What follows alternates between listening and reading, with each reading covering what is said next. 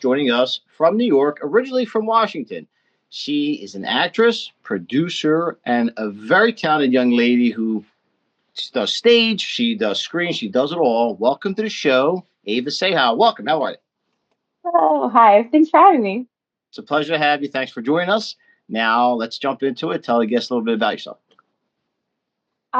So my name is Eva. I am an actor, producer, amateur writer currently, and theater actress. I have been doing this ever since I was really little. It's the only thing I ever wanted to do, and it's my passion, and it's literally become like my identity. So.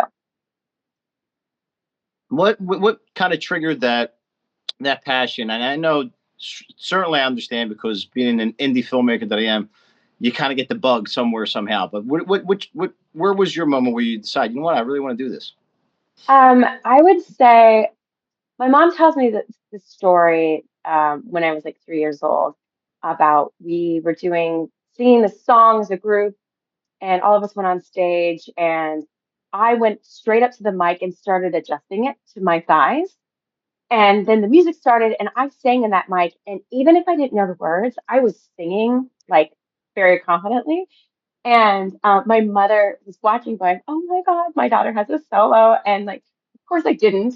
The teacher on the side is like freaking out because I absolutely did not have a solo, but it was so cute, like no one stopped it. So she always said that like she knew that that's kind of where I wanted to do when I was really little. So she put me in all these plays and musicals when I was little. And I think it really didn't really hit me until I was about 10 years old. Jessica Lange did this movie called Frances. Did you ever see this movie I ever? did not, but I know Jessica Lange. It was when she was probably like in her 30s, I think. But I think she got nominated for it, but it's a fantastic movie. But it's literally about a real actress named Frances, and she was so good in it. And just watching her work really inspired me to be an actress because I'd never seen an actress work in that way before that was kind of dangerous and emotional and just really raw and real. And it inspired me. And it was also one of my uncle he died when I was 19. He really helped me to kind of push me towards doing acting as well. He was a model for Versace in the 80s, and he ended up passing away when I was 19 from AIDS, but like he was a really big inspiration, but that was one of his favorite movies too. So I think from there, like my acting bug went in like 0 to 100 in 2 seconds. I started doing improv when I was 12 years old at the Seattle Children's Theater, like studying religiously, performing. I did theater sports in high school. I went to an all girls private school where, the theater department had classes like costume design, makeup design, production design. And so I was doing all of that, plus doing all the plays and musicals at my school, and then going over to all boys school and doing all the plays and musicals over there. And then during the summer, I would do the repertory theater and the children's theater. So I was doing like double the amount of theater from age 10 until about 18 than a normal person would. So for me, it just became a huge obsession. And I was a genuine theater kid. If it was a play or musical, it didn't matter. Like that's what I was doing. And for me, I think it was like a big escape from my home life that was a little rough because I can step on a stage and I feel like I'm at home. It's just this place that brings me absolutely joy. I can feel vulnerable. I can feel like I can be myself and I don't have to hide. And I think even though I feel like acting, you're kind of hiding a little bit behind a character, you're able to kind of use your own like vulnerability of what you're going through or things that are like, upsetting you and kind of use that to kind of make your character more rich and deeper. And I definitely, that's where I got it. And then the film bug sort of started when I was younger. I was raised on silver screen movies. Like I watched like Nick at Night and all of those types of TV shows like Mr. Ed and, I Love Lucy and Bewitched and MASH. And then like I mean, one of my favorite movies is It Happened One Night with Clark Gable and Florida Corbett won the Academy Award in 1934. Like that's one of my favorite films. So like, and Charlie Chaplin and Buster Keaton, like those are huge influences. I'm a little obsessed with The Wizard of Oz. It's kind of one of my personal like love interests. So like I think just like that whole everything about theater and everything about film, it just like encaptured me. And yeah, and then college, I really took a love interest to film and started studying, camera angles and directors and how does this get produced and things like that. So yeah, I could talk all day about film and TV. It's just, it makes me so happy. Well, lucky for you, that's what we do around here. We talk a lot.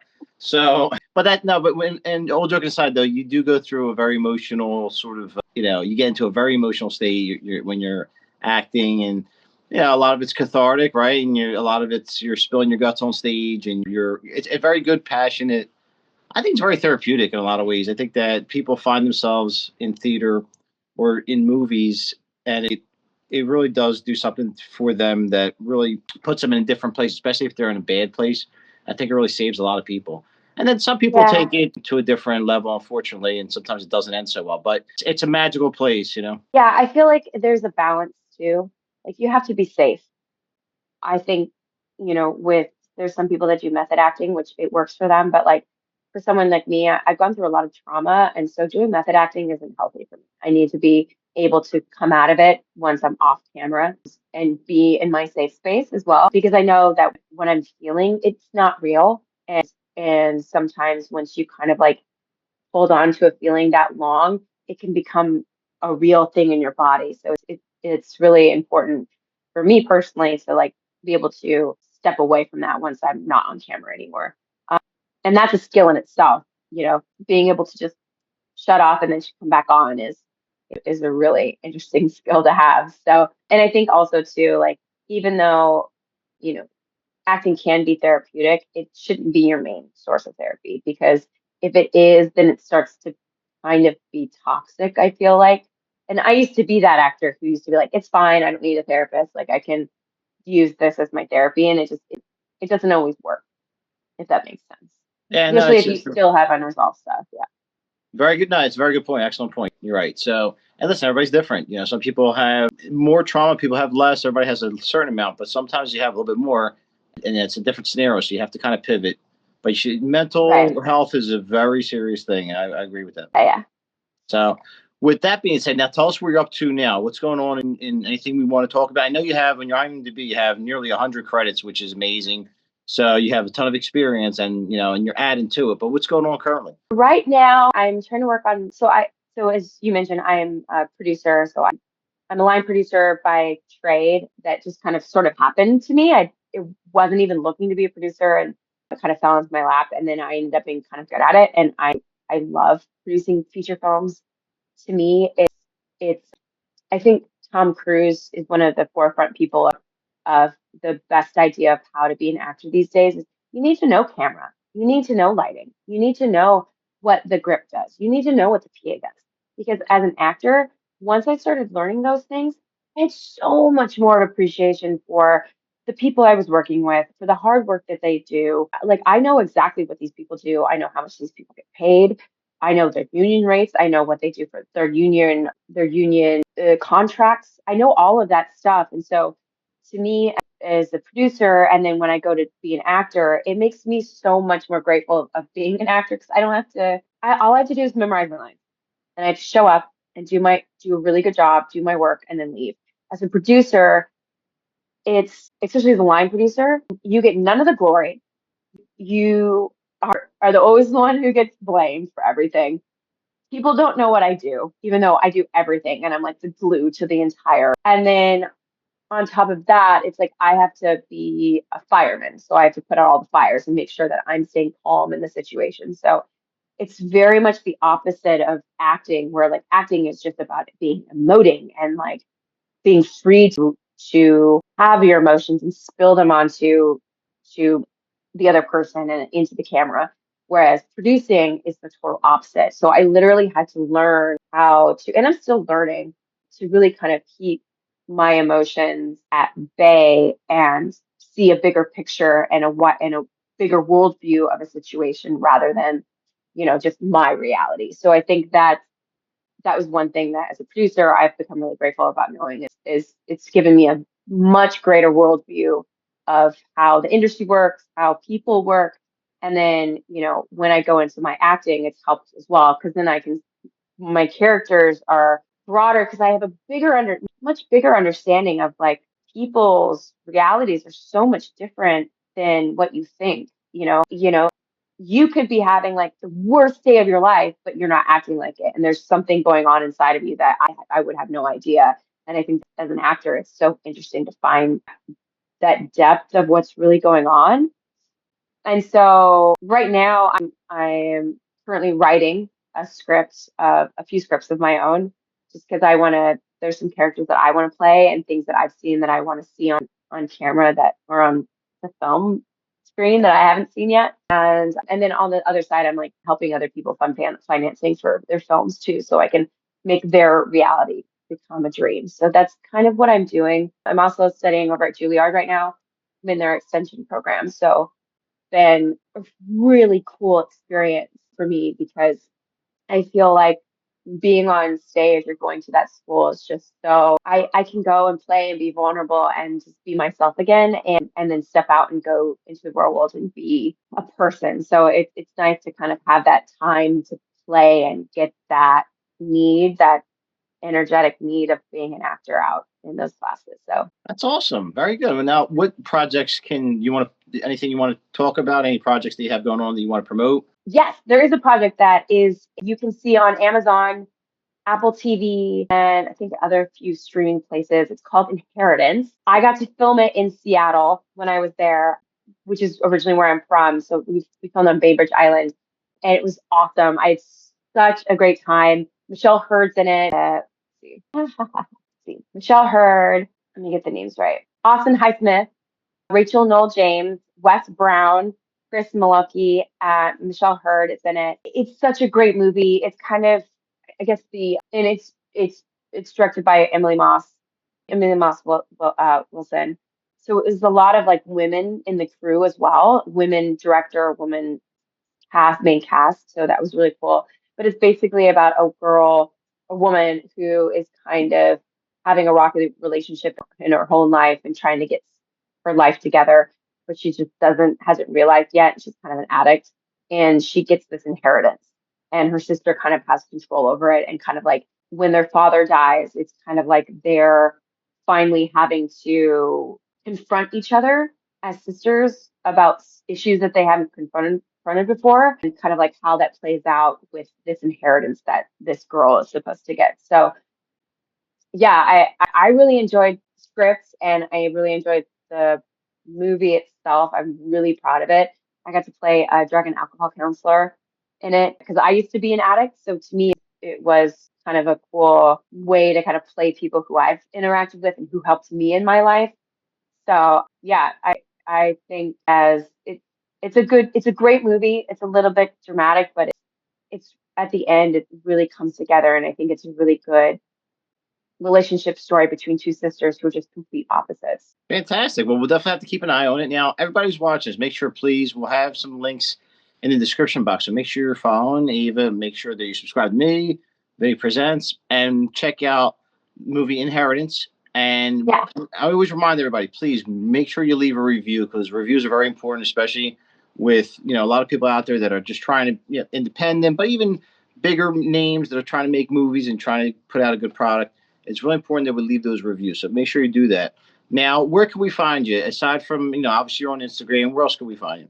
I'm really just mainly on Instagram. I have a TikTok account, but I don't really use it. But it's just my name, EVACEJA, Eva Ceja.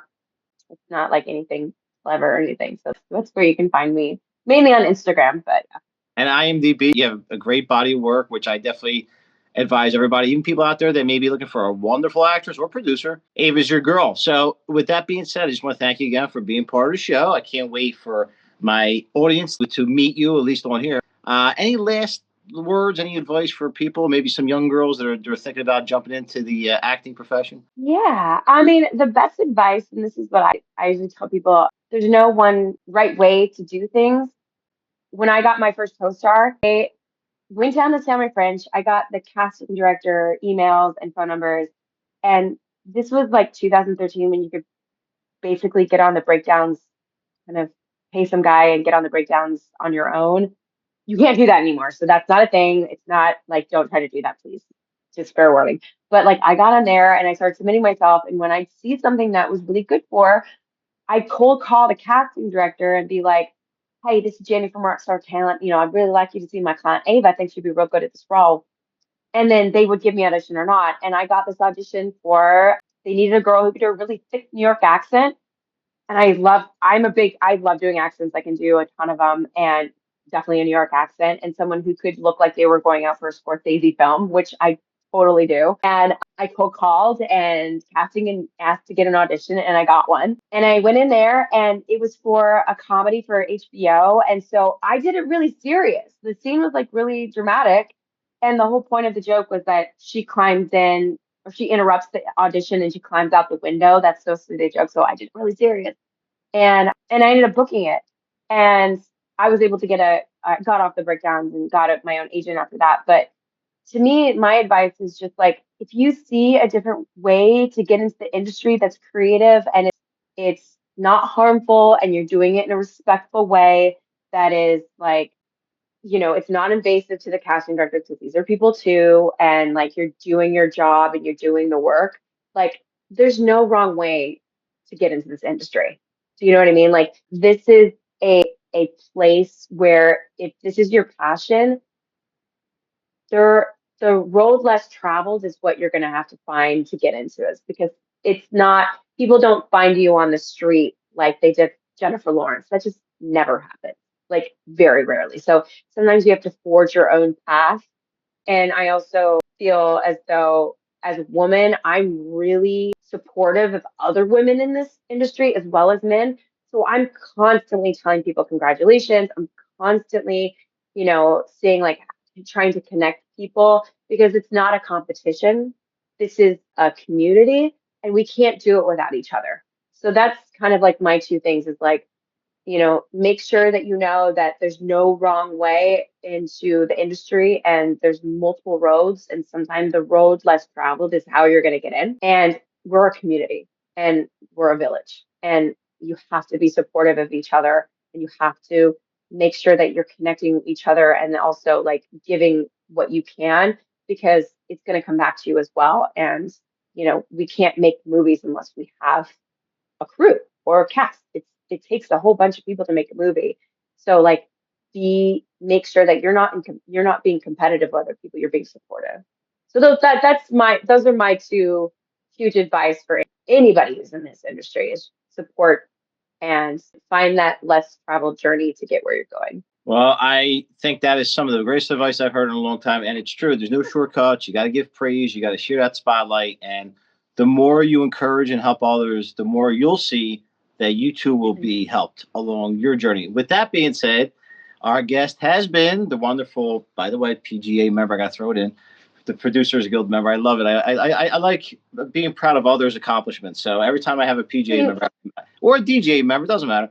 But anyway, with that being said, you've been a wonderful guest, Eva. And if you're watching this and you haven't done already, please get off of this, subscribe, follow, and make sure you support our wonderful guest. Again, Eva Ceja, thank you again for joining us. Great. Thanks for having me. All right, we'll see you next time. Thanks again.